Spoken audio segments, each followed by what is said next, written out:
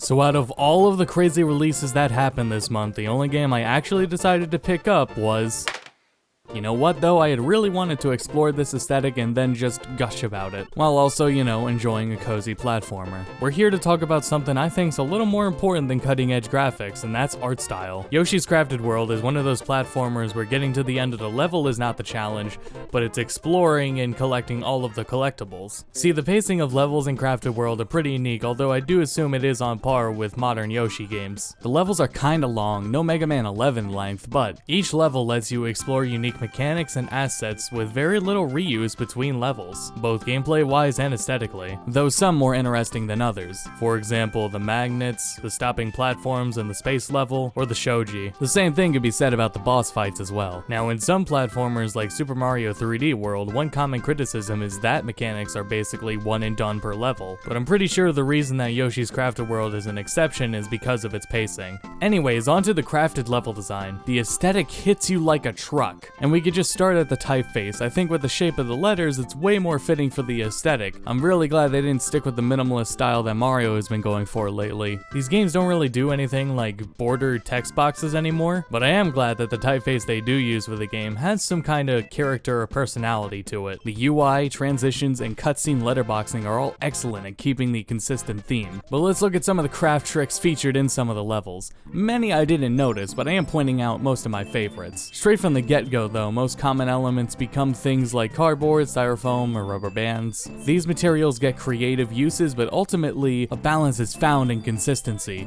because the players gotta recognize those materials in later levels when they affect gameplay. For example, the rubber band platforms you can go through. In this one underground level, some of the ground is made out of cardboard, and the level has some pretty good examples of platforms that make visual sense for you to jump through them as they unfold for you. In the next level after that one, there is a popsicle house that you can break with an egg. And this point establishes what I was talking about earlier, is that different materials signify different gameplay purposes, so any popsicle houses you see in the background are able to be broken, and this stays consistent through the game. Then we have the Japanese themed levels with shoji hiding the level. What I think is really cool about this level is that you can identify some of the things that are hidden behind the shoji before they're revealed to you just based on their silhouette. Just look how little information they actually give you here for this, but you recognize it. And in the flipped version of this level, you see brands on many of the materials and platforms. It's not just in this level, it's through the whole game, but it is an important part of crafting is brands will show up at some different angle. And real quick, yeah, you can play all of the levels completely flipped over, and these are the Poochie levels. Now these levels aren't required to beat, but they do give smiley sunflowers, which enough of them are required to finish the game. I didn't really run out of them playing the game at a brisk pace, but I did decide just to do the Poochie versions of my favorite levels. If you want to do all the post-game levels though, yeah, you bet you're gonna be doing all these. And it's still visually refreshing as sometimes the background changes and the lighting changes. And while structurally these are the same levels, you're kind of expected to speedrun the Poochie segments. You're not expected to have a brisk pace with these levels or to explore them really. Just find the Poochies and get out as fast as possible. The ice level is one of my favorites. You have styrofoam platforms, glossy duct tape, and sponge walruses. And this is really where I had first noticed the styrofoam despite it being all throughout the entire game. It's just that in this level the styrofoam is white. Then there's the jungle level with rhinos and giraffes, even though neither of them live in the jungle. And while a lot of levels do use actual water for their water, this level actually has crafted waterfalls in the background. In the pastel moon level, the moons were made out of yellow duct tape. And then of course we have a food level, which I'm gonna save for another video. In the Go-Go Yoshi level, there were the paper towel roll trees. And in this auto-scroller level, they used gauze for the paths. Then there's the collectibles and all of these crafted costumes that Yoshi can get via gacha. There's so many unique assets. At the third level, I had actually paused the game to go check the eShop and see what the file size of the game was,